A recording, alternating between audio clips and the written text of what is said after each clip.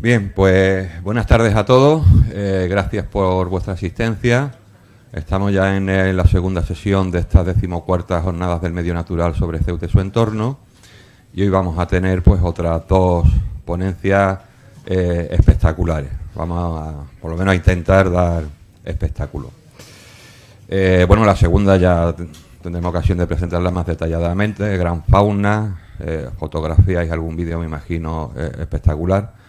Pero nuestra compañera nos va a mostrar los secretos de esa fauna.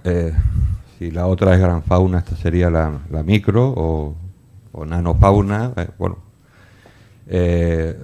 grandes secretos que se esconden por ahí, pero que indudablemente también ofrecen su espectáculo. Un espectáculo silencioso y oculto, pero que Macarena se encargará de mostrarnos y ver las consecuencias. Volveremos a hablar de las invasiones biológicas, de las especies exóticas, que es que un problema que ya hoy en día no se puede eludir. Y bueno, tengo el placer de tener a doña Macarena Ros Clemente. Lo he dicho de memoria, no me he equivocado. Doctora en biología por la Universidad de Sevilla. Forma parte o está continuando la línea de ese laboratorio de biología marina de la Universidad de Sevilla con tanta implantación y raigambre en nuestra ciudad. Y bueno, ha venido numerosas veces, ha realizado investigaciones y estudios en nuestro propio litoral, y hoy al menos una buena parte de los resultados que va a exponer son resultados de un proyecto que estuvo promovido o en parte financiado por el Instituto de Estudios Ceutíes. Macarena es una investigadora de primer nivel, son numerosos sus proyectos en el ámbito internacional, publicaciones de gran relevancia, y hoy, bueno, pues esperemos que podamos disfrutar de su charla y animaros también a la participación.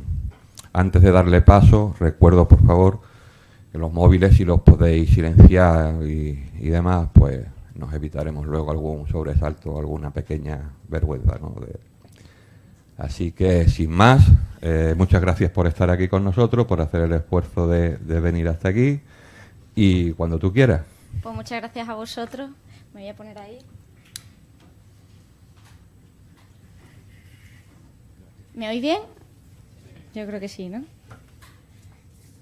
Bueno, ante todo, agradecer al Instituto de Estudios Ceutíes esta oportunidad. Para mí es un gran placer estar aquí, es un orgullo haber podido disfrutar de unas ayudas a la investigación que nos han permitido, no solo a mí, sino a otros investigadores que pudieron trabajar conmigo gracias a estas ayudas, pues disfrutar del entorno de Ceuta y también aprender muchas cosillas de unos organismos quizá no tan llamativos, pues como ese alga que nos contaba José Carlos ayer, con unos impactos tremendos, pero que también nos han enseñado muchas cosas sobre la dinámica de invasión, y es lo que a mí me gustaría transmitiros. Voy a hacer primero un pequeño recorrido sobre la historia de las invasiones, muy breve.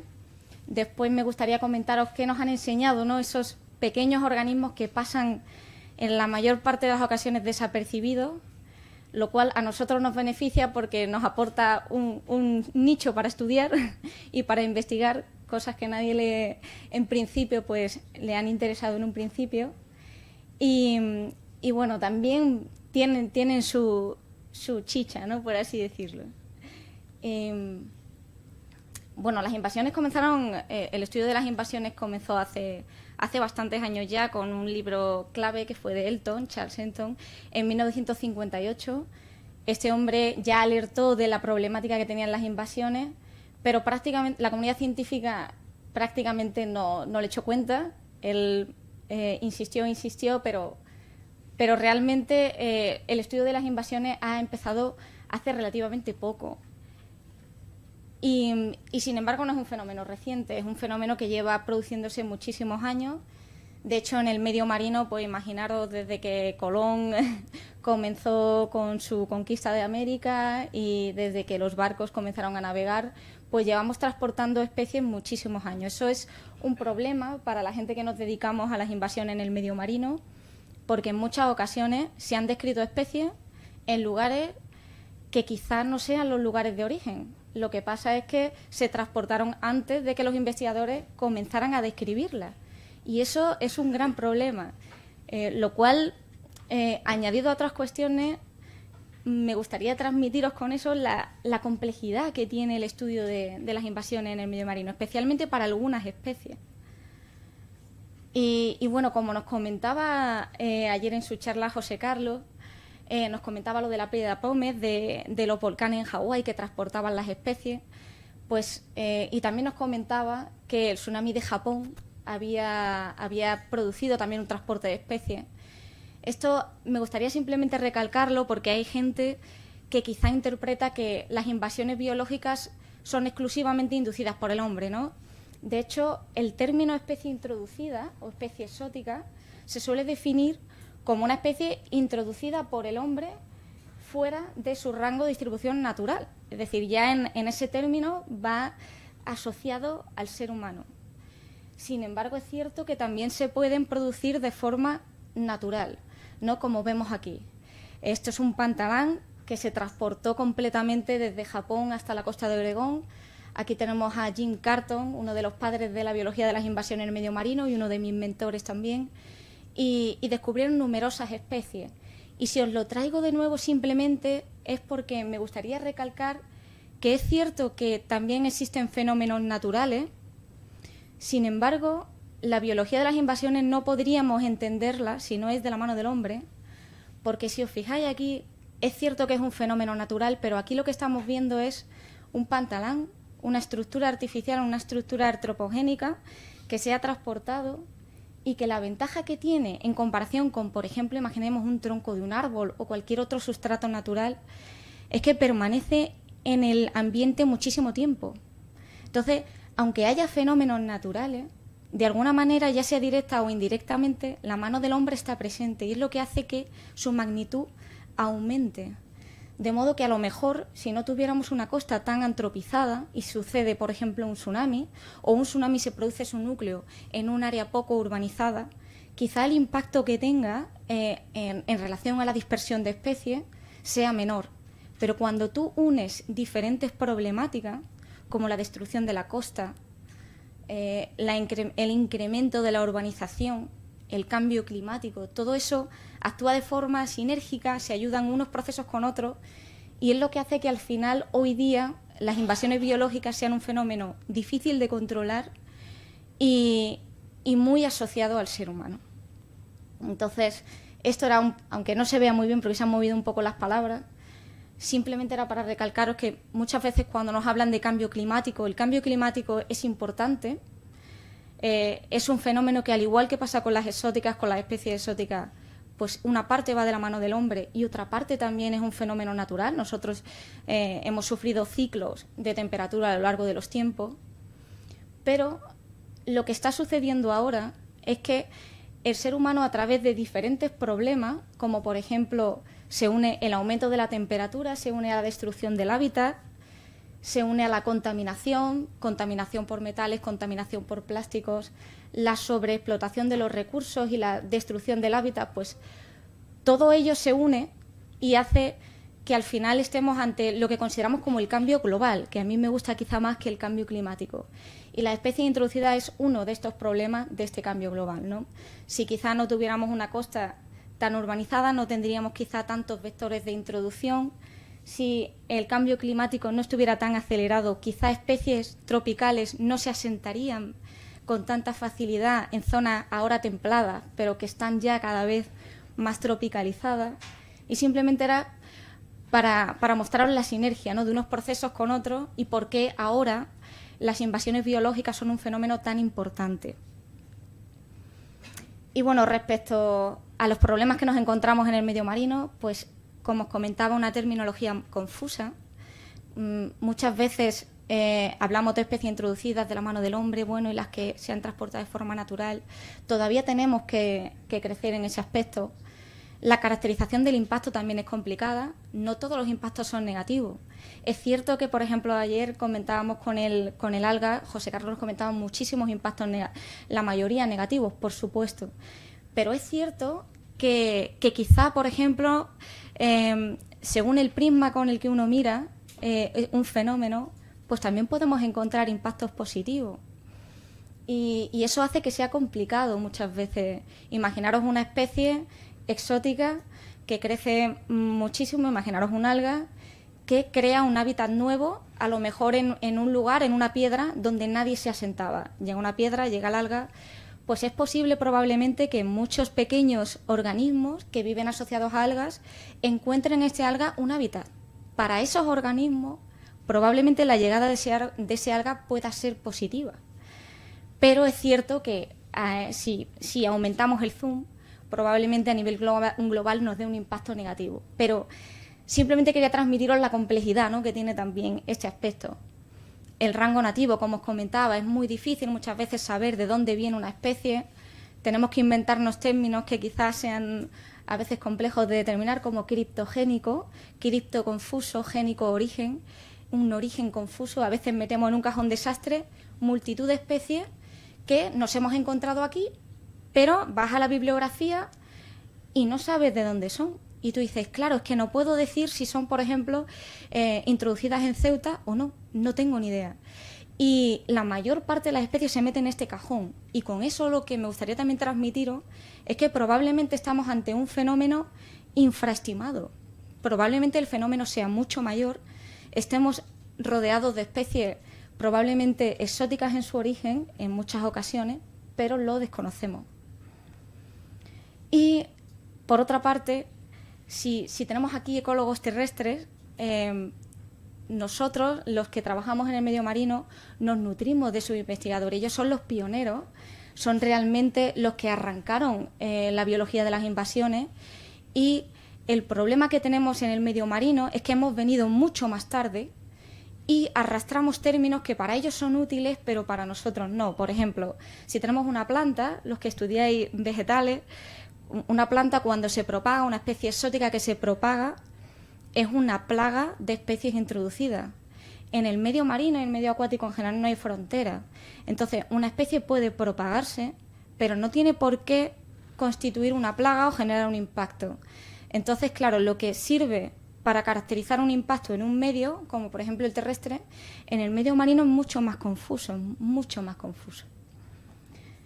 Y bueno, ya terminando la introducción, simplemente contaros la dinámica de invasión y me gustaría contaros la dinámica de invasión para tratar de explicaros por qué estos bichitos, estos pequeños organismos en los que yo me he centrado y mis compañeros son útiles en la gestión de las exóticas, de las especies exóticas. Las especies llegan, se introducen, después algunas se establecen, un pequeño porcentaje, la mayoría fracasa en la introducción. Un pequeño porcentaje se establece con éxito y todavía un porcentaje pequeño mayor, un porcentaje todavía más pequeño consigue propagarse. Este es el ciclo básico, pero después podemos encontrar un ciclo más complejo donde puede haber a veces periodos de latencia, periodos donde tenemos oportunidad de detectar una especie antes de que se propague, y después ya tenemos momentos como por ejemplo pasaba con el alga parda, con Rubulopteris okamurae, donde ya prolifera, genera un impacto y ahora ya sí, mira, ahí está, vamos a gestionarla. ¿Cuál es el problema? Que la gestión en etapas tardías es muy ineficiente, muy ineficiente, muy costosa. De hecho, normalmente en el gran porcentaje de las ocasiones es el medio natural el que acaba de alguna manera resolviendo el problema. Lo que ocurre es que esto pasa con el tiempo y no siempre llegamos al mismo estado inicial. Es decir, el ecosistema está en un punto, te llega una especie exótica, con el tiempo y con los años quizá el problema disminuya, pero es difícil que tengamos ese ecosistema como estaba en ese momento antes de que llegase la especie invasora. Entonces, al final acabamos teniendo ecosistemas diferentes, alterados. Entonces, ¿cuál es la cuestión? La cuestión es que quizá, para daros un halo de esperanza, existe una fase en la que es muy interesante la gestión. La fase está al principio, en la fase de introducción. Si conseguimos detectar de forma temprana las especies exóticas, controlando fundamentalmente los vectores de introducción, quizá podamos disminuir la problemática que tenemos con las invasiones. Pero una vez ya entrado, difícilmente lo vamos a tener. Y además el dinero que tengamos que invertir va a ser mucho mayor. Entonces, ¿qué podemos hacer? Hay dos cuestiones que podemos hacer. En primer lugar, ya que es tan difícil caracterizar el impacto, cuando te llega una especie, la acabas de detectar, muchas veces te dicen, bueno, pero ¿qué impacto tiene? ¿No? Te preguntan, ¿qué estás estudiando? Pues yo estudio unos pequeños crustáceos, pero ¿eso qué impacto tiene? Pues mira, es que acaban de llegar. Es que todavía no lo conozco. Es que ni siquiera se conoce bien su ecología en sus zonas de origen. No lo sé. Bueno, pues ya está. Pues no pasa nada. No, vamos a seguir el principio de precaución, que es un principio además que se sigue en muchas cuestiones de gestión de ecosistemas, y vamos a poner que esta especie es un presunto culpable y que el tiempo demuestra lo contrario, pero yo en principio voy a asumir que es posible que genere un impacto. Entonces, lo ideal es que nos olvidemos muchas veces de decir, ¿es una especie exótica invasora o es simplemente una especie exótica? Pues mira, es una especie exótica que es necesario gestionar, porque no sabemos cómo puede evolucionar con el tiempo. Y quizá hoy no está generando un impacto, pero quizá mañana sí. Hay especies que llegan continuamente y en un momento dado pueden ser especies completamente inocuas, cambian las condiciones del medio y de repente se vuelven una plaga explosiva. O peor aún, de repente llegan y traen un virus, traen un patógeno que empieza a contaminar toda la fauna. De manera que es clave considerar que las especies introducidas, tengan impacto o no, pueden ser potencialmente dañinas. Eso va a acelerar las medidas de gestión. No podemos gestionar solo cuando han generado un impacto. Y por otra parte, como os comentaba, el tema de los vectores de introducción. Los vectores de introducción son clave porque es atacar el problema de raíz. Entonces ya nos comentó José Carlos cuáles eran los principales vectores de introducción. Permitidme que os lo ponga simplemente aquí para recordároslo. El agua de lastre es uno de los principales vectores de introducción, pero también tenemos esos bichitos que se pegan, esos organismos que se pegan a los cascos de los barcos, que ahí están, nadie les echa cuenta, pero ahí viajan también. Y, por supuesto, las estructuras asociadas al transporte marítimo, ¿no? Desde los puertos deportivos y comerciales hasta los canales también interoceánicos. Es cierto que después hay otros vectores, pero estos otros vectores son importantes, liberaciones intencionadas, en muchas ocasiones porque hay especies exóticas que son rentables, pero se desmadran, creedme que se desmadran. O sea que no siempre es una buena gestión rentabilizar estas especies. La acuicultura, la acuariofilia, los cebos de pesca, los plásticos, etcétera, etcétera. Pero los principales vectores es el tráfico marítimo. ¿Qué es lo que ocurre con el agua de lastre y por qué yo he llamado los pequeños polizontes, las invasiones silenciosas? Porque en el medio marino, como os he dicho, las invasiones biológicas comienzan a estudiarse mucho más tarde que en el medio terrestre. Aquí no llamaban la atención. ¿Pero qué es lo que pasó? En Perú, en 1991, se detecta el virus del cólera en un tanque, en un agua de lastre de un barco. Poco tiempo después se encuentra en 3 puertos separados geográficamente. En esos 3 puertos, en las poblaciones asociadas a esos 3 puertos, comienzan los brotes del cólera. Y la gente comienza a pensar, quizá el agua de lastre es más importante de lo que nosotros pensábamos, o la gente comienza a sospechar, ¿qué es lo que pasa aquí? De repente, en el Golfo de México, un año más tarde, en Estados Unidos, aparecen 5 buques y como ya desde Perú se estaba diciendo, cuidado que quizá haya entrado por el agua de lastre. Se había detectado en el agua de lastre, pero no se pensaba que pudiera ser el vector de introducción. Estaban ahí, pero se tenía duda. Dicen, echarle un ojo al agua de lastre, ese agua que utilizan los barcos para equilibrarse, porque puede que ahí esté el cólera. Y efectivamente, estaba en 5 buques. Ahí se controla la población, ahí se controla el vector. Sin embargo, en Latinoamérica no se habían tomado esas medidas porque se desconocía y pocos años más tarde ya había provocado 10.000 muertes. Y aquí el agua de lastre comienza a gestionarse y ese vector de introducción comienza a perder fuelle porque está gestionado. Pero la mayoría de las especies tienen múltiples vectores de introducción. Entonces, claro, quedaban los puertos deportivos y esos organismos que crecen pegados a los barcos. Y esos organismos que crecen pegados a los barcos, o fouling, no está gestionado, es un vector carente de regulación. y la mayoría de las especies son multivécticas, tienen múltiples vectores de introducción. Entonces, no sirve de nada gestionar un vector si hay otros que no está gestionando. Y en eso se basan nuestras investigaciones. Nosotros nos hemos centrado en puertos deportivos. Nos hemos centrado en puertos deportivos porque tienen una mayor superficie de colonización que los puertos, por ejemplo, comerciales. Los barcos permanecen amarrados más tiempo y, además, los barcos en los puertos deportivos normalmente viajan a lugares bien conservados, a pequeños. Tú no te vas a ir a un sitio que sea feo, ya que tienes un barquito, pues te vas a una cala bien conservada y dices, yo me voy a ir a un sitio donde la gente no llega. No llega la gente y por eso están más conservados. Por eso hay que tener cuidado, porque las embarcaciones de recreo, sin saberlo, pueden propagar estas especies a hábitats vulnerables cargados de biodiversidad nativa. Entonces, los puertos deportivos son hábitats que frecuentemente han pasado desapercibidos, pero son clave y son muy, muy útiles en la detección temprana, tremendamente útiles. Dentro de los puertos deportivos, lo que más se ha estudiado son los organismos sésiles, organismos que están fijos, grandes, que se pegan a las estructuras sumergidas. Pero lo que poca gente ha prestado atención es esos pequeños organismos que viven asociados a los organismos sésiles. Esta gente son una barbaridad de bichitos de diferente tipo, crustáceos, moluscos, poliquetos, en su mayoría son crustáceos, y de hecho dentro de los crustáceos en su mayoría son un tipo de crustáceos que se llaman peracáridos, y nosotros nos hemos centrado concretamente en el estudio de un tipo de crustáceos, los caprélidos, que tienen una morfología muy peculiar, y que nos han enseñado mucho sobre la dinámica de invasión. Y que hasta ahora poca gente había estudiado, entre otras cosas, no porque no quisieran, sino porque su pequeño tamaño hace que pasen desapercibidos, su taxonomía es compleja, aparecen pero nadie sabe lo que es, y a veces también es difícil capturarlos, y es difícil capturarlos de forma cuantitativa.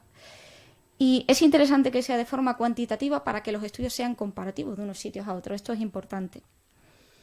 Y bueno, simplemente por si alguno no los conoce, pues estos bichillos, estos organismos, yo los llamo bichillos cariñosamente, pero son pequeños crustáceos de pocos centímetros, incluso algunos de algunos milímetros. El macho y la hembra son muy diferentes, presentan dimorfismo sexual, se camuflan muy bien, porque a veces se mimetizan con los colores de los sustratos, y además presentan desarrollo directo. Y esto quiere decir que de la hembra, del marsupio donde están todos los huevos, salen directamente juveniles. De manera que la mayor parte de estas especies, cuando tú te las encuentras en diferentes lugares del mundo, en una distribución que no es continua, tú dices, ¿aquí qué está pasando? Si este bicho se está reproduciendo de forma directa, ¿cómo se transporta a tan largas distancias? Pues a través de vectores humanos, ¿no? Como son los barcos fundamentalmente. Por eso son muy útiles para alertarnos de los vectores de introducción. Entonces simplemente voy a ir muy rápido para explicaros lo que los caprélidos nos han enseñado de la dinámica de invasión. Voy a ir un poco rápido para llegar pronto a lo que hemos encontrado en Ceuta. Entonces, permitidme que vaya simplemente a deciros lo esencial. Estos pequeños organismos nos han enseñado que los puertos deportivos son clave en la introducción y propagación de especies exóticas. Lo llevamos alertando varios años. Quizá si hubiéramos conseguido transmitirlo de una manera más eficiente, quizá hubiera habido algunos organismos que no se habrían propagado tan rápido, como quizá, por ejemplo, Rubulocteris okamurae, que también se sabe que los puertos deportivos, las embarcaciones de recreo son un vector de propagación. Quizás se introdujeron a través de ostras, pero los que propagan son esas pequeñas embarcaciones. Y al final es la propagación lo que genera el impacto. Entonces, bueno, pues voy a ir un poco rápido, pero simplemente para deciros que muestreamos numerosos puertos deportivos. Todas las especies que encontramos en puertos deportivos eran o bien exóticas, como Caprela scaura Caprela pusila, que después la presentaré, o bien criptogénicas, es decir, especies que no son frecuentes en el ambiente natural, pero que no sabemos de dónde son. Y como decía, la mayor parte pues quizás sean introducidas también aquí. Pero no había especies de las características de ambiente natural. Estas especies, pues mira, esta es Caprela scaura, que era la exótica, se asocia fundamentalmente a un briozoo, una especie que parece un alga, pero realmente es un organismo, un invertebrado, un animal. Y después tenemos para Caprela pusila, que se asocia a hidrozoos. Y como os decía, pues las especies naturales las especies que te encuentras en zonas normalmente hábitats naturales, no te las encuentras en puertos. En puertos solo nos encontramos especies exóticas o estas llamadas criptogénicas, lo cual nos decía que los puertos realmente son vectores de introducción y propagación. Y como todavía no están en el ambiente natural, son lugares muy interesantes para comenzar la gestión. También nos han enseñado muchas otras cosas, como por ejemplo que estos pequeños organismos interaccionan mucho con los organismos sobre los que viven y unas especies ayudan a otras a establecerse. Entonces, por ejemplo, este hidrozoo es un hidrozoo que viene también de su hábitat nativo y esa coevolución entre esta especie y ese hidrozoo grande ha permitido que las especies exóticas pues, se establezcan con facilidad, unas se ayudan a otras. Y bueno, pues esta especie es Paracaprella pusilla, que la encontramos en el Mediterráneo y también en el Estrecho de Gibraltar por primera vez, no se había detectado antes. Y como aspecto interesante, pues permitirme que ponga un vídeo rápido, pues simplemente deciros que presentan unas, no sé si aquí se me escucha, unas relaciones de coevolución muy interesantes, donde el caprélido coge pequeñas presas del hidrozoo y se alimenta de este, pero al mismo tiempo, voy a darle un poquito para adelante, al mismo tiempo, por otra parte, lo protege a ese hidrozoo de depredadores potenciales, como este nudibranquio, pues hace que los nudibranquios se retiren de la zona donde hay muchos caprélidos. Esto un poco nos lleva a entender que son relaciones muy complejas. Hay muchos factores que entran en juego en el hecho de que las especies exóticas se establezcan. También nos han enseñado, pues, incluso cómo el Canal de Panamá transportaba especies exóticas. Encontramos esta especie exótica a ambos lados del Canal de Panamá. Y los caprellos son exclusivamente marinos. El Canal de Panamá es de agua dulce. Cuando vimos si sobrevivían a salinidades muy bajas, vimos que no. Entonces, al final, lo que determinamos es que el Canal de Panamá también estaba... Esto es simplemente experimento de salinidad. Permitirme que vaya un poco rápido para no extenderme en exceso y llegar a la parte de Ceuta. Pero simplemente deciros que también estos pequeños organismos nos enseñaron cómo el Canal de Panamá también transporta especies de un lado a otro a través de del agua de lastre fundamentalmente. En el rango nativo lo que vimos, esto lo quise poner debido a una pregunta que se formuló ayer respecto a cómo influía el rango nativo de las especies, qué nos podía aportar de información, pues simplemente deciros, que voy a ir un poquito rápido, que en el ambiente nativo lo que se observó es que las especies exóticas estaban fundamentalmente en los ambientes artificiales, en puertos deportivos también, pero también estaban en hábitats naturales con poco oleaje. Sin embargo, los hábitats naturales que tenían mucho oleaje, estas especies que aquí son exóticas y allí son nativas, no sobreviven bien. Lo cual nos dio pista, ese estudio en el hábitat nativo, que las especies aquí pueden propagarse acá las que estén bien protegidas del oleaje, pero quizás no debemos preocuparnos tanto cuando hay ambientes muy batidos, en el caso de estas especies, de los caprélidos exóticos.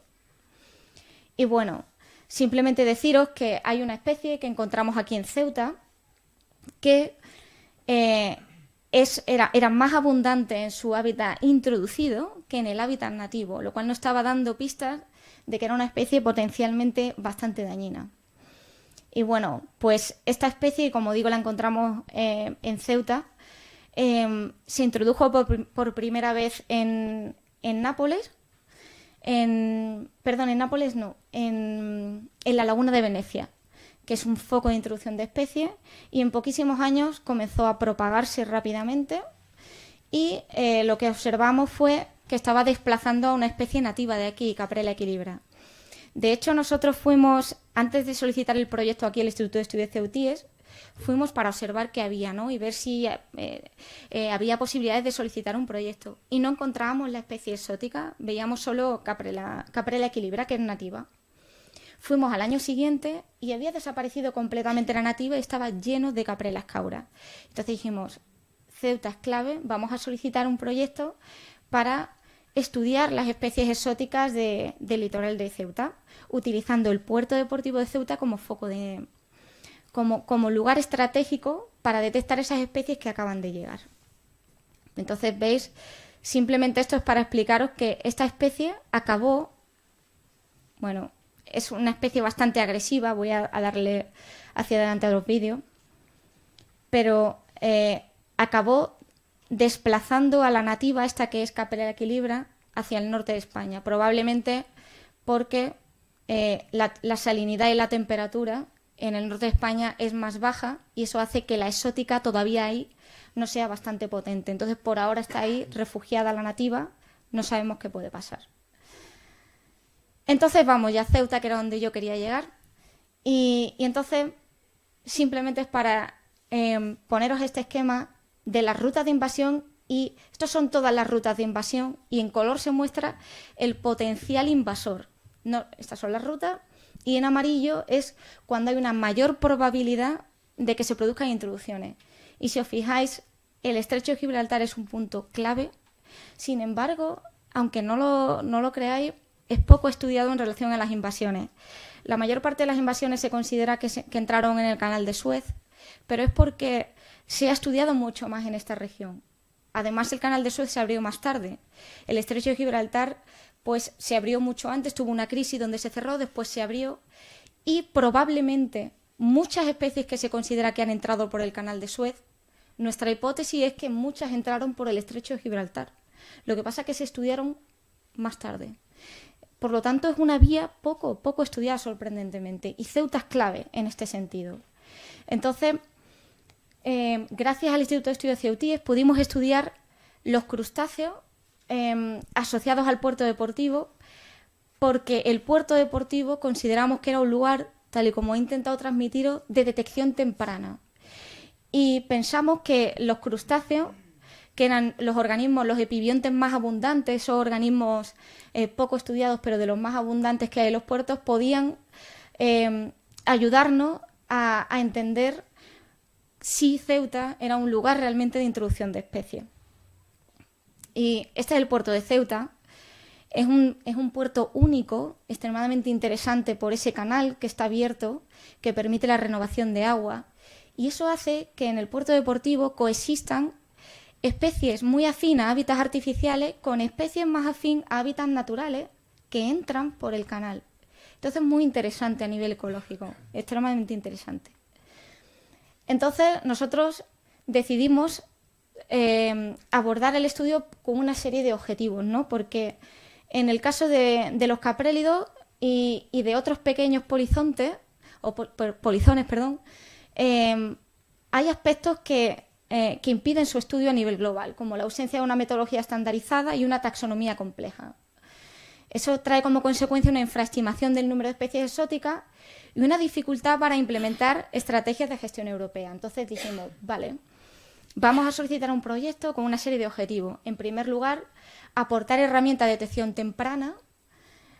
Para aportar herramientas de detección temprana vamos a establecer una metodología estandarizada y vamos a tratar de aportar claves ilustradas sencillas que permitan a la gente que no está familiarizada con estos organismos decir, sí, tú eres exótico, así que te contabilizo como especie exótica y te detecto, ¿no? Y es una alerta. Detectar también, por otra parte, nuevas especies introducidas para el litoral ceutí y utilizar una metodología para estudiar tanto aspectos ecológicos como analizar el nivel de biocontaminación del puerto de Ceuta. Ahora os explicaré después qué es el nivel de contaminación. Entonces, por un lado, explicaros el primer objetivo, la metodología estandarizada. Esta es la metodología tradicional, donde uno coge todos los organismos que hay en una cuadrícula, todos esos organismos sésiles, y después va separando todos los organismos que hay adheridos, todos los pequeños organismos asociados. Pero aquí tú dependes de si has limpiado el pantanal, qué pintura has utilizado en el pantanal, qué tipo de organismos sésiles se han pegado a esa cuadrícula y están condicionando, todo eso está condicionando los pequeños organismos que viven asociados y hace que no sean comparativos unos lugares con otros. ¿Veis? Aquí está la metodología tradicional, donde tú coges el sustrato y vas separando los caprélidos, estas caprelas caura, y este es el puerto, estábamos por ahí, en el puerto de Ceuta.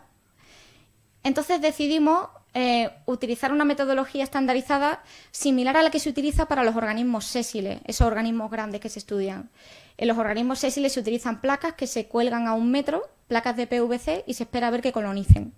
En nuestro caso esas placas no nos sirven porque no generan microhábitats. Nosotros necesitamos que tenga una estructura tridimensional más compleja para que los organismos pequeños se peguen.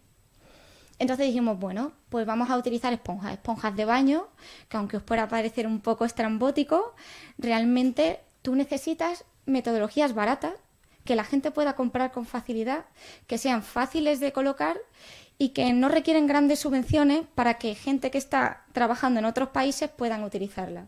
Si además pesan poco y tú puedes enviar kits a trabajadores a grupos de investigación de otros países, pues mejor, ¿no? Entonces, aunque suene extraño, realmente está siendo muy exitosa y la probamos por primera vez en Ceuta. Y ahí lo que probamos es que la metodología tradicional, además de no ser estandarizada, solo nos permitió recoger 24 especies de estos crustáceos pequeñitos, mientras que la metodología estandarizada nos permitió encontrar 31 especies. De esas 31 especies, 5 fueron exóticas y fueron nuevas para el litoral de Ceuta. No se habían descrito antes en Ceuta. Y 4 concretamente son nuevas para todo lo que es la costa norteafricana. Entonces decidimos elaborar una serie de claves. Ya estoy terminando, simplemente es para explicaros las fichas. Nuestra idea sería publicarlas con el Instituto de Estudios Ceutíes para que se puedan repartir a los trabajadores de los puertos, también a los dueños de embarcaciones, y puedan conocer un poco más lo que vive por ahí debajo. Entonces, pues aquí tenemos, por ejemplo, esa especie que era exótica que estaba desplazando a las especies nativas, sus características, su distribución, cómo identificarla.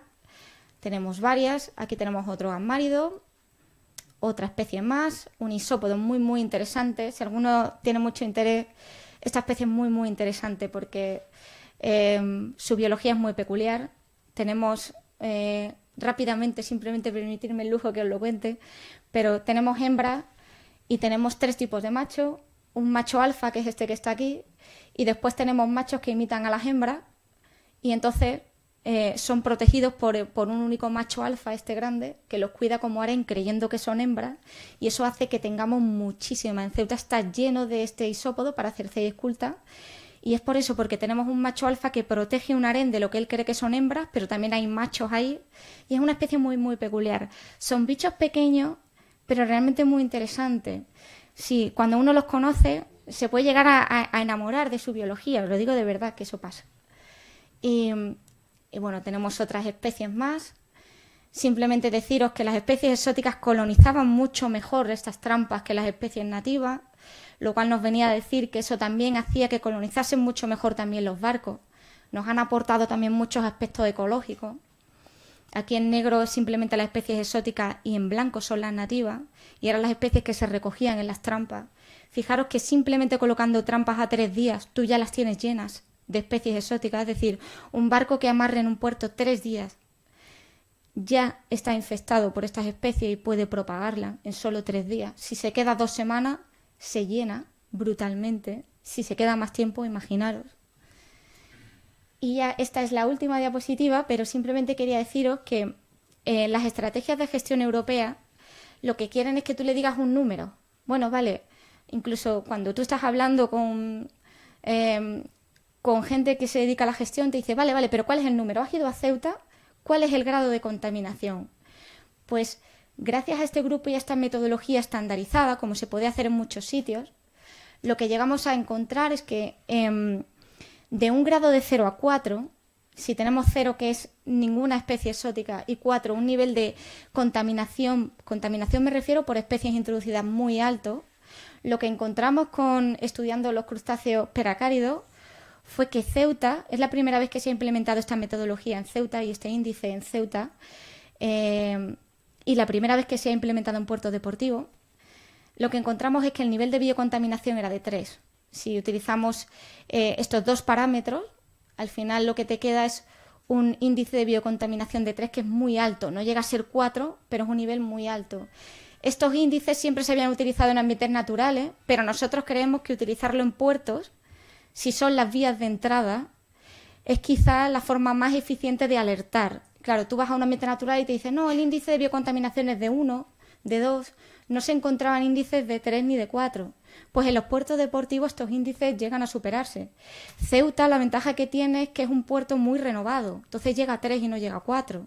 Ya estamos viendo que en otros puertos, como por ejemplo en Cádiz, Puerto América, el índice de biocontaminación es extremo, es de 4, lo cual nos viene a decir la relevancia que tiene estudiar los puertos deportivos y la información tan grande que nos dan los pequeños. Estos pequeños organismos nos están alertando, llevan muchos años alertando de que es un vector de introducción muy potente. Así que yo desde aquí quiero agradecer extremadamente el que el Instituto de Estudios CEUTIES confiara en nosotros para concedernos un proyecto, para estudiar unos organismos que en principio no tenían un impacto muy llamativo, pero ellos supieron ver que la detección temprana es clave y que al fin y al cabo es la detección temprana lo que nos va a permitir reducir esa propagación de especies exóticas. Así que yo estoy tremendamente agradecida.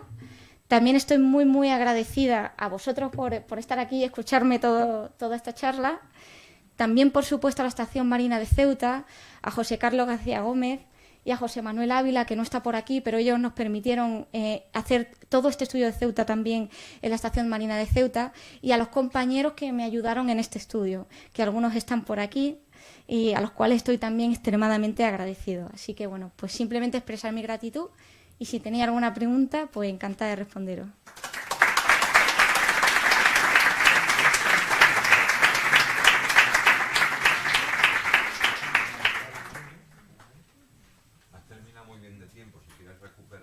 Sí, yo estaba un poco agobiada porque digo, vaya la que le estoy soltando. Como tú quieras. No.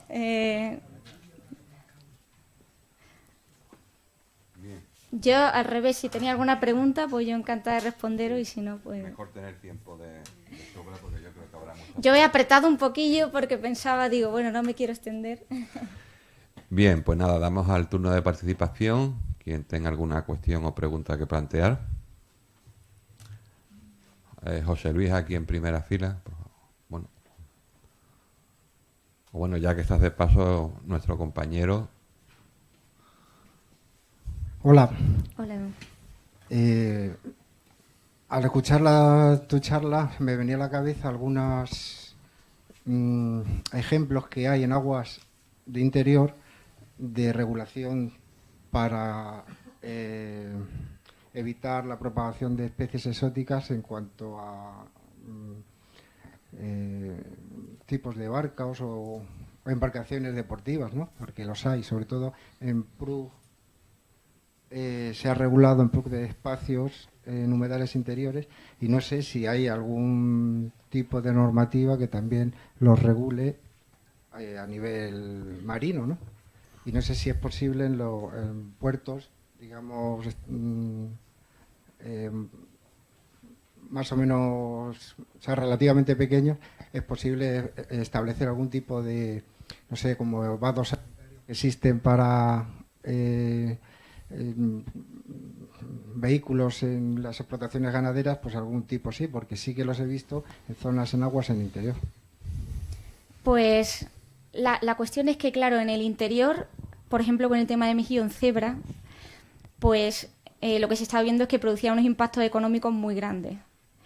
En el momento que hay un impacto económico, se disparan las medidas de gestión. Entonces, pues ahí, pues gracias a esto, ha sido interesante pues arrancar estas medidas de gestión. ¿Qué es lo que ocurre en el medio marino? Que hasta que no llegamos a un punto donde hay un impacto económico clave o claro, pues cuesta más arrancar esas medidas. Lo que sí que te puedo decir es que en Nueva Zelanda, por ejemplo, Nueva Zelanda, Australia y Canadá, pero sobre todo Nueva Zelanda, ya se están comenzando a regular esos organismos que están en los barcos, exigiendo una limpieza y exigiendo unas medidas de limpieza no solo de las embarcaciones, también de los puertos, de toda la fauna que crece en todas las estructuras sumergidas. Entonces ahí se está intentando, porque el problema es que antes se utilizaban unas pinturas muy útiles, unas pinturas anti-fouling que la verdad que impedían mucho el agarre de estos organismos, pero se vio que eran muy, muy dañinas para el medio ambiente. Entonces se ha visto que utilizar pinturas muy tóxicas acaba siendo contraproducente. Entonces, se está apostando por una gestión más física, donde lo que se exija sea unas medidas de limpieza antes de que tú vayas a navegar.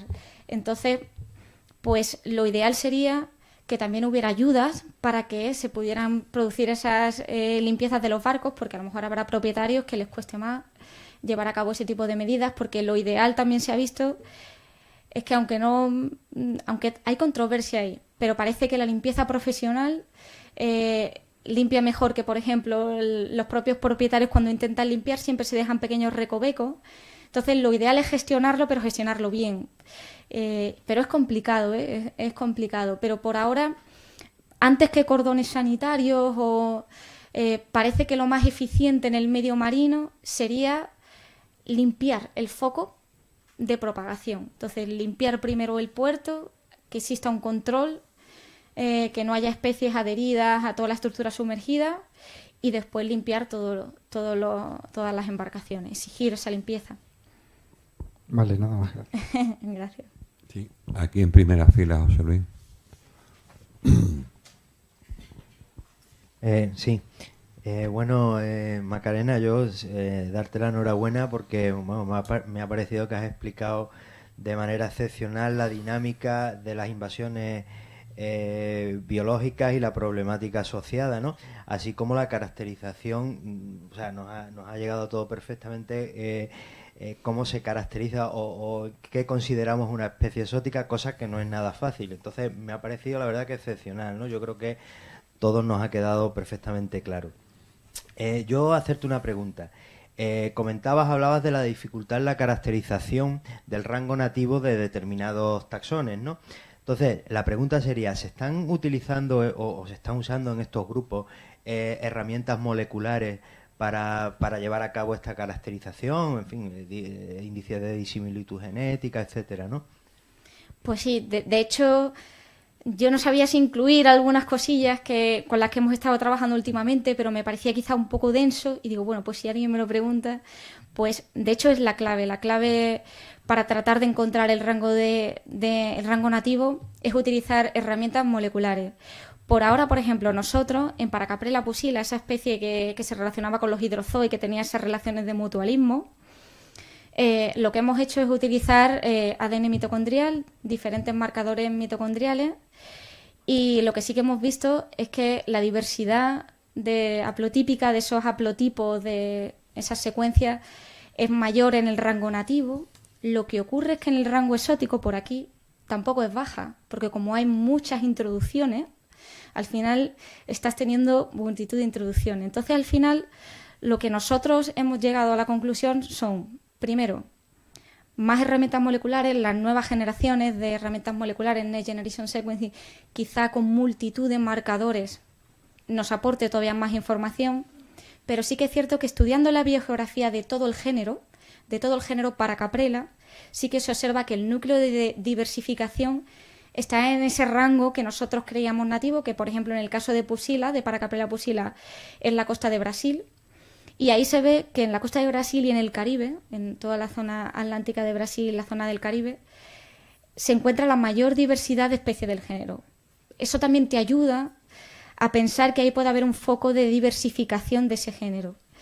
Y por otra parte, otra cuestión que nos ayuda, porque como digo, es difícil abordarlo desde un único punto de vista, es que en ese rango nativo, potencialmente nativo, la especie es muy abundante en ambiente natural. Por ejemplo, tú aquí solo te la encuentras en ambiente artificial, en puerto deportivo, esporádicamente en algún sitio con muy poco oleaje natural, pero es raro. Donde más abunda es en puerto deportivo. Sin embargo, te vas a Brasil y te la encuentras que es súper abundante también en zonas naturales. Entonces, la cuestión para el rango nativo es, primero, utilizar herramientas moleculares. Por ahora, pues el ADN mitocondrial, que evoluciona más rápido que el nuclear, pues sí que nos da pistas interesantes, también nos da pistas de cómo ha llegado la especie hasta aquí, de cuáles sus vías de introducción.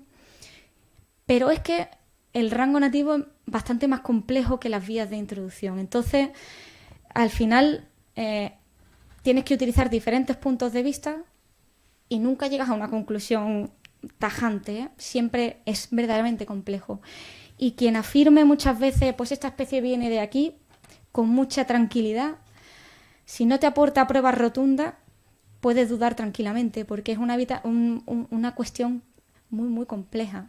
Al fin y al cabo, tú estás trabajando con entender la biogeografía de la especie desde su punto de origen. Entonces, es complicado. Una pregunta súper interesante. Muchas gracias. Claro, también porque estamos hablando de organismos marinos Efectivamente. cuya dispersión es mucho más sencilla, por llamarlo de alguna forma, que en otro tipo de organismos terrestres, claro, y eso complica mucho más la cuestión, ¿no? Y complica en el sentido de que tú dices, voy a coger poblaciones del rango nativo, y tú las coges. Pero es que ese rango nativo está sometido a introducciones. Entonces, cuando a ti te llegan, oye, fulanito, mándame poblaciones de Mauricio, de donde es Escaura, esa especie que ha llegado aquí, la que tiene el pincho en la cabeza, que está desplazando otras especies. Oye, mira, mándame poblaciones de Mauricio. Tú no sabes si las poblaciones que están en Mauricio eran las poblaciones nativas o son poblaciones que acaban de llegar de Brasil.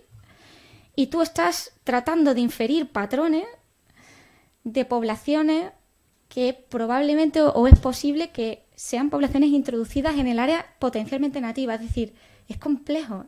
Son especies que están en continuo transporte, en continuo transporte. Es complicado.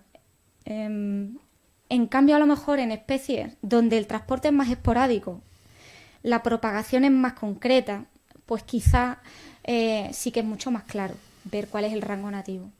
Pero en estas de puerto, muy, muy complicado, muy complicado. Muchas gracias. Bien, ¿alguna otra pregunta? Bueno, sí, hay voluntarios, varios, por donde prefieras. Hola, buenas tardes. Hola. La pregunta es respecto a lo que acabas de decir. Esos son ecosistemas dinámicos. Entonces, ¿existe alguna vez una estabilización de los mismos? Bueno, en el caso de los puertos deportivos, ¿se refiere? Sí, sí. Pues es complicado, porque son ambientes donde tú, por ejemplo, pues cada 2 por 3 limpias, pintas, entonces sueltas contaminantes, estás limpiando el barco, por ejemplo, y sueltas un montón de jabón. Todo eso hace que sean perturbaciones que te puedan incluso eliminar la comunidad completamente. Entonces, no son ecosistemas estables porque no se les permite ese establecimiento. Eso hace que estas especies crezcan muy bien. Son especies muy adaptadas a esos hábitats muy cambiantes. Entonces, claro, la ventaja es que son núcleos donde tú puedes detectar un montón de especies introducidas. La ventaja también que tiene es que son especies muy adaptadas a ese tipo de hábitat, con muy poca estabilización. Entonces les cuesta conquistar el ambiente natural, porque los ambientes naturales son mucho más estables. Ahí las comunidades están mucho más estructuradas y las especies nativas son capaces de defenderse mucho mejor.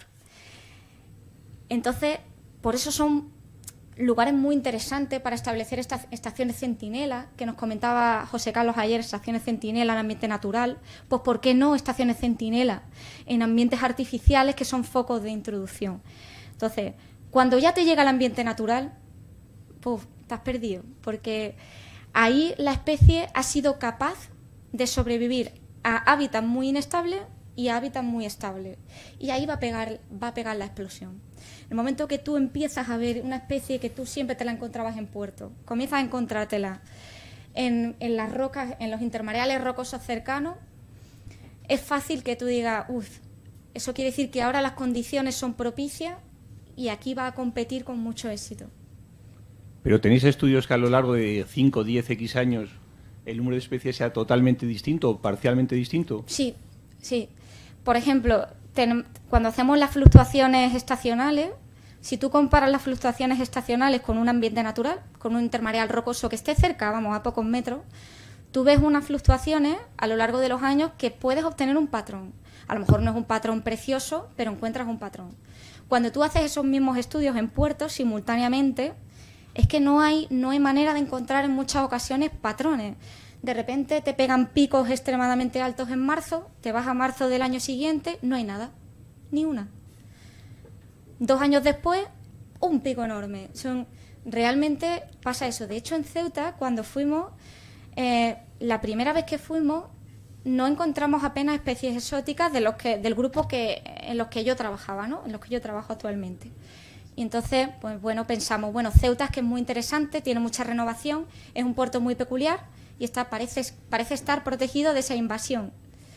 Pero es que juraría que fue un año después. Si no fue un año después, quizás fueron 2, pero no más de 2. La comunidad era completamente diferente y, por ejemplo, esa especie escaura, por ejemplo, acababa de llegar y ya tenía unas abundancias tremendas. Era una de las especies dominantes de la comunidad. Entonces, las especies dominantes cambian mucho en estos ecosistemas. Es que continuamente tú estás propiciando condiciones muy diferentes.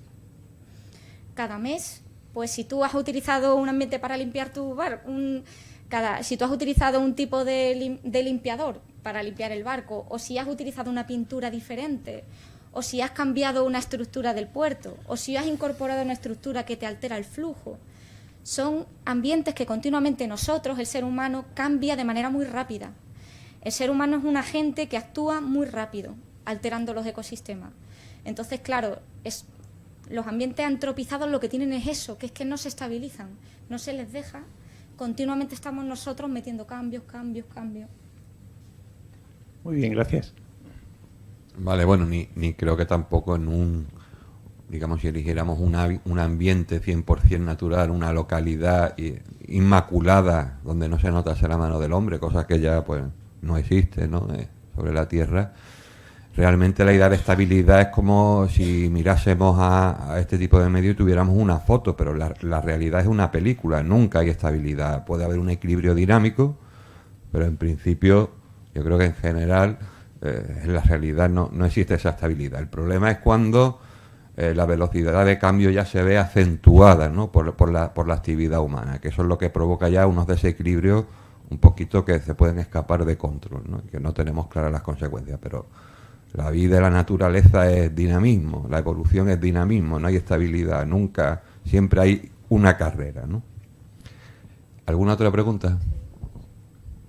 Muchas gracias, Macarena. Te voy a hacer una pregunta que tal vez es difícil de responder y te la hago desde mi más absoluta ignorancia. Estáis trabajando, entiendo, en una fase de detección temprana, es vuestra línea de investigación, pero ¿podrías aventurarnos algo sobre los posibles impactos negativos que puede acarrear este grupo de crustáceos que estáis estudiando?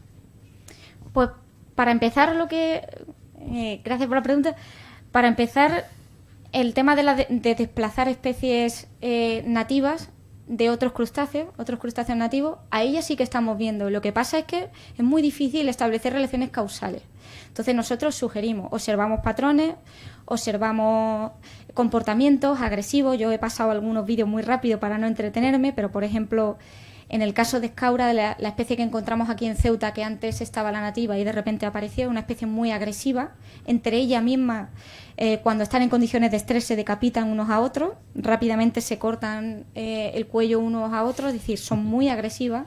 Y esa agresividad también la pueden volcar con las especies nativas de aquí. Entonces, sí que estamos viendo desplazamiento de especies nativas. Después, otra cuestión interesante que estamos viendo también ahora es la posibilidad de que actúen como vectores de patógenos. Ahora estamos colaborando con investigadores de la Universidad de Málaga que están analizando los microorganismos que llevan en su superficie y presentan virus y patógenos que no siempre son comunes de aquí. Entonces, no tienen por qué ser perjudiciales, no tienen por qué ser patógenos, pero te da una pista de que quizá una población que entre el año que viene te traiga unos virus patógenos. Entonces, como digo, es muy difícil muchas veces aventurar impactos, entre otras cuestiones porque es muy difícil predecir cuáles son las condiciones del año que viene o dentro de 20 años, porque son especies que cuando encuentran unas condiciones adecuadas pegan la explosión. Entonces nunca sabes cuándo las van a encontrar. Entonces, pues no sabemos. Podría llegar una especie que transmitiese patógenos incluso que fueran letales para el ser humano, no lo sabemos. O especies que fueran letales para peces de interés comercial, ahí ya empezaría porque son alimento para peces. Los crustáceos, los peracáridos, pues son alimento natural de muchos peces de interés comercial y de que no tienen interés comercial. Entonces, quién sabe si a lo mejor llegan algunas especies que puedan afectar a estos peces. Entonces, no lo sabemos. Yo por eso hablaba de que a mí me interesa más pensar que tienen impactos negativos potenciales. Entonces, quizá ahora no los estás viendo de forma evidente, pero no sabes si en un futuro los puedes ver. Y pasa como en el Rubulocteris. Probablemente el Rubulocteris hace 5 años era una matita así, y nadie, ¡buah!, esto no es nada. Pero 5 años después, por las circunstancias que sean, pues pega la explosión. Y es la misma especie. Antes no era invasora y ahora sí. Antes no era interesante y ahora sí. Pues es complicado. Pero como digo, yo prefiero pensar en ese impacto negativo por ese principio de precaución, de ese presunto culpable antes que... Y no estar quizá un poco tan obsesionados con... ¿Pero qué impacto negativo tienen? ¿Qué impacto negativo tienen? Porque parece que si no, no interesa la gestión. Y de verdad que la gestión, lo habéis visto, José Carlos nos puede ilustrar, la gestión es muy complicada una vez te llega una invasión masiva. Es muy, muy difícil. Si tú quieres gestionar la especie exótica, te cargas especies nativas también. Están en convivencia, entonces cuando quieres erradicar una especie, con la Caulerpa taxifolia, por ejemplo, la Caulerpa racemosa, otras algas también exóticas, invasoras, las arrancaba y al arrancarlo intentando reducir la invasión, pues se propagaban pequeños trozos de alga, pues al final esas medidas aparentemente de erradicación acababan propagando más la invasión. Entonces, la pregunta del impacto es súper interesante. Está claro que al final las invasiones, si son un problema, es por el impacto que generan. Pero a mí me gustaría pues intentar entender que es difícil muchas veces predecir el impacto. Y muchas veces prácticamente imposible determinar la relación causal. Es que en ciencia la causa, por ejemplo, cuando yo digo, creo que está desplazando a la especie nativa, pero es que no lo puedo saber. Es que es muy, muy difícil, si no imposible. Tú puedes estimar con una probabilidad X de que tu hipótesis sea correcta. Pero no sé si he respondido o no a la pregunta.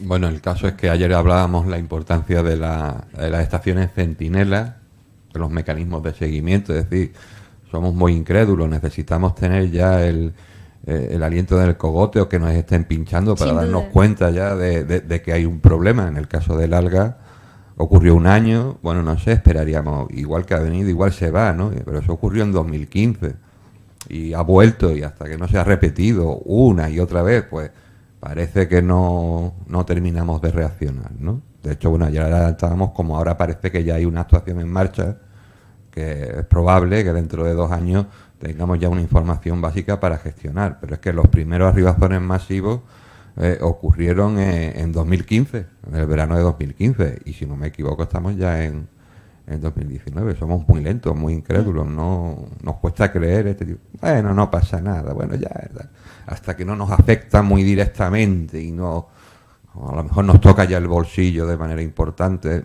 no reaccionamos, ¿no? De hecho, si no me equivoco, algunas de las fotos de José Carlos, las más antiguas de esas cuadrículas, se han ido acumulando de una serie de años, en toda la serie de años que ellos han estado aquí estudiando los fondos marinos, pero no con el objetivo de la Rubulocteris. Nadie sabía todavía lo que era la Rubulocteris, pero ahora se demuestra la utilidad de tener una foto de un determinado punto, pues no sé, en el verano de 2004, que parece que... pero nos cuesta mucho. ¿Alguna otra pregunta? Sí, mira aquí. Hola, buenas. Bueno, en primer lugar, felicitarte, que me ha gustado muchísimo tu charla. Y te quería preguntar, porque cuando estuviste hablando de Caprelas cauras, me vino a la cabeza también, pues, que existe como un patrón muy parecido a un bicho que yo estoy estudiando. Bueno, tú lo sabes, que no es, en este caso no es un crustáceo, es un poliqueto, pero bueno, en el caso de Caprelas cauras, ¿no? es un caprélido que viene del Mar Rojo, que se asienta en el Mediterráneo, y lo descubren por primera vez en Italia. Y es justo lo que pasa también con el poliqueto que yo estoy estudiando, ¿no?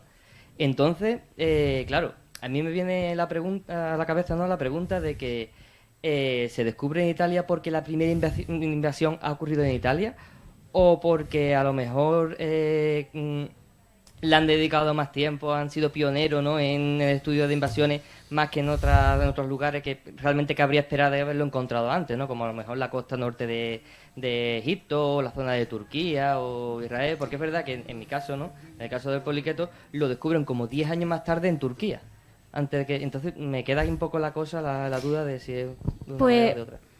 Pues me parece muy interesante la pregunta. Es cierto que la laguna de Venecia es un punto clave de introducción de especies, pero para que te hagas una idea, la otra especie que tenemos también exótica, para Caprella pusilla, se encontró hace poco por primera vez en Israel. Se encontró en unas algas, en unos briozoos que llegaron a la playa, a la deriva, y había muy pocos ejemplares. Entonces le dijimos al investigador que nos envió la foto: oye, mira, es súper interesante, pero nos interesa además hacer la genética de estos organismos, ¿puedes ir a coger más y lo fijas en alcohol?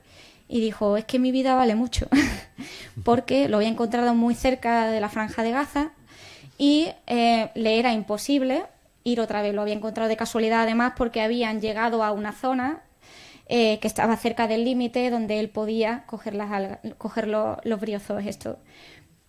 Con esto lo que te quiero decir es que ¿cuánto tiempo lleva la especie en esa Franja de Gaza tan cerca del canal de Suez? Pues no tenemos ni idea. Entonces es complicado. Es cierto que la laguna de Venecia es un punto clave porque es un punto estratégico, un foco de introducción de especies, pero es mucho más fácil muestrear la laguna de Venecia. Hay muchos más investigadores trabajando ahí que muestrear, pues, por ejemplo, como te digo, pues todas esas zonas conflictivas y además tremendamente interesantes, porque es que están pegados al canal de Suez, cerca del canal de Suez. Entonces, no te puedo responder a la pregunta. Lo único es esta reflexión de que no lo sé, pero José Luis quiere aportar, creo. Bueno, yo tengo otra preguntilla así rápida, que si tenemos tiempo. Sí, es que sí, también sí. me ha parecido muy muy interesante la etología de los caprélidos, ¿no? El comportamiento que tienen, que si cuidado parental, que si también defendía, ¿no? Se defendía frente a un nudibranquio. Y no sé si sería posible a lo mejor poner un poquito más de vídeo, que se me han hecho muy, muy corto, pero es que me resulta muy interesante. No sé si se podría. Pues si me hubiera dejáis, tiempo. no lo sé cómo vamos de La tiempo. verdad que... Por supuesto, te dejamos. Pues, Y ya está, ¿no? simplemente, Sí, da tiempo. Sí. pues, José Luis, si quiere aportar mientras voy buscando el... El micrófono, por favor. Ay, pues un momentito.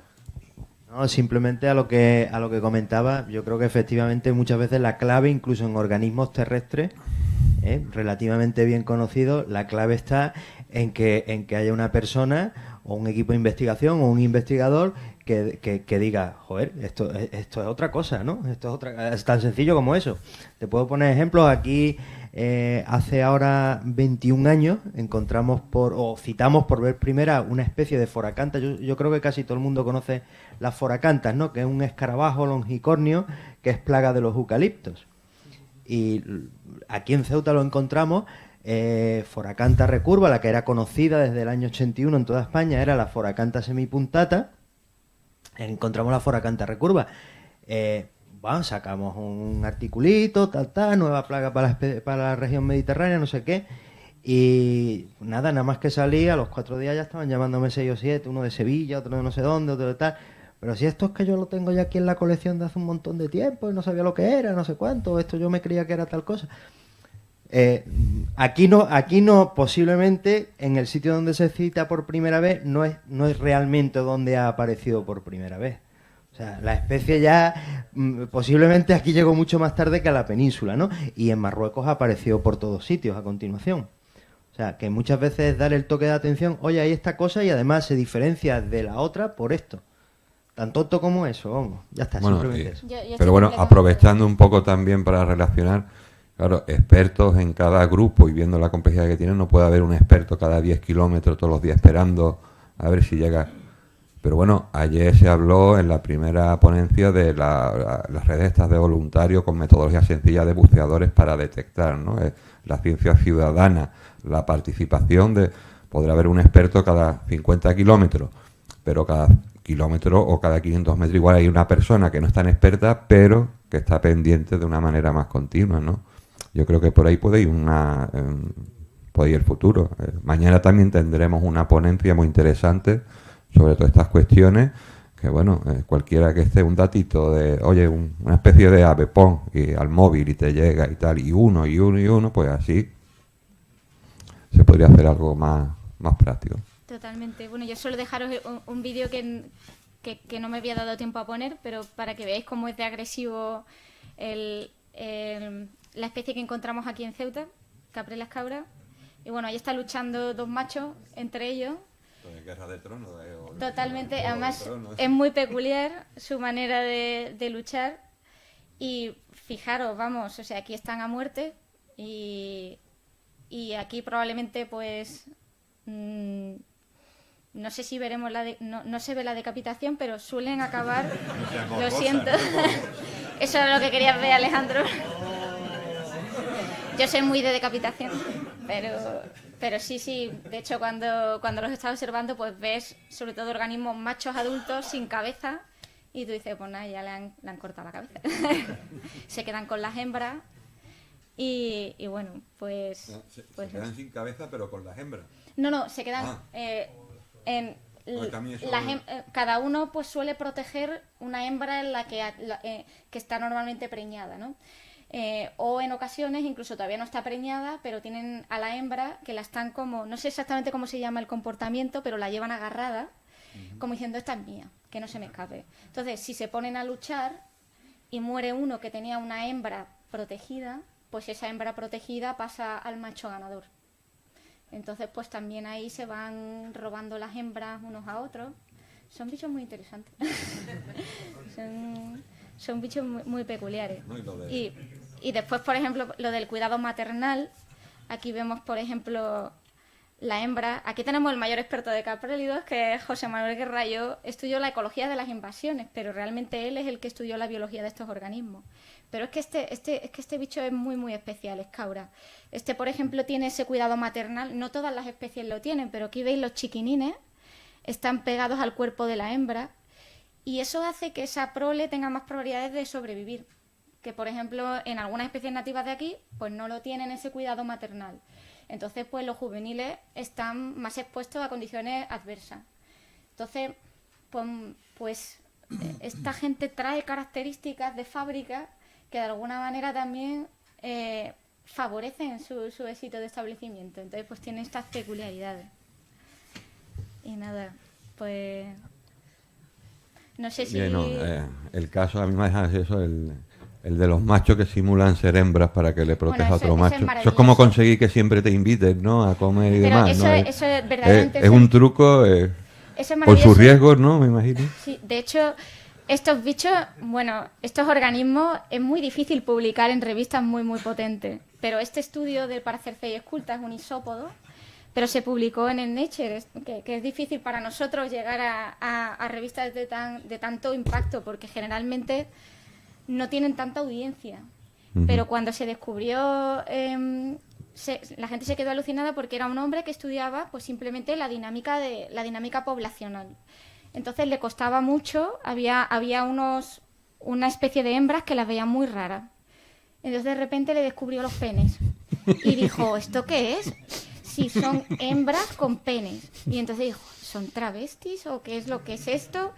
Y entonces al final, viendo cómo era su comportamiento, son isópodos que viven en cavidades. Entonces, son cavidades, viven muchas veces en esponjas. Entonces, pues en la cavidad de una esponja normalmente se mete el macho alfa, el macho grande, suele ser grandote, suele llegar a ser 1 centímetro. Para mí eso es grande. Entonces se mete el macho alfa y entonces llegan todas las hembras. Normalmente te encuentras casi todo hembras y macho alfa, este macho gordote. Pero claro, al final lo que se veía no era que hubiera poquísimos machos y todo hembra, sino que en ese harén de hembras que viven en esa cavidad, pues había muchos machos falsos. Y además hay dos tipos de machos, es que es complicado. Hay dos machos que cada uno utiliza diferentes disfraces. Uno de hembra grandecita y otro de hembra, para gustos colores, ¿no? Entonces, pues hay machos que se quedan como machos, pero hay otros machos que se transforman en esas hembras, que se transforman en morfología externa de un tipo de hembra grande y otros como en una morfología externa de una hembra como más joven, como diciendo, pues mira, si al macho alfa le gusta la joven, me quedo yo. Si al macho alfa le gusta la vieja, pues se queda el otro. Y si le gusta la variedad, los dos. Efectivamente, y si le gusta la variedad, totalmente. Entonces se quedan ahí protegidos. Son bichos muy... Este que es para hacer Cerceis culta es un gran invasor. Vamos, tendríamos que pensar el año que viene hacer una ponencia monográfica. Son muy... De verdad que son... Que sí, que son... Vamos, luego tendrá su repercusión y su trascendencia científica, pero es verdad que a la hora de publicar o trabajar en estas cosas tan naturalistas, no tan de observación, pero... El naturalismo es verdad que ha quedado muy pasado sí, de moda, de pero poco rentable. Es precioso, al fin. O sea que agradezco muchísimo el interés en la pregunta, porque para mí realmente es fascinante, ¿no? Muy bien. ¿Alguna otra pregunta? Ya vamos sobre tiempo. Perdóname, José Manuel, con el micrófono para que...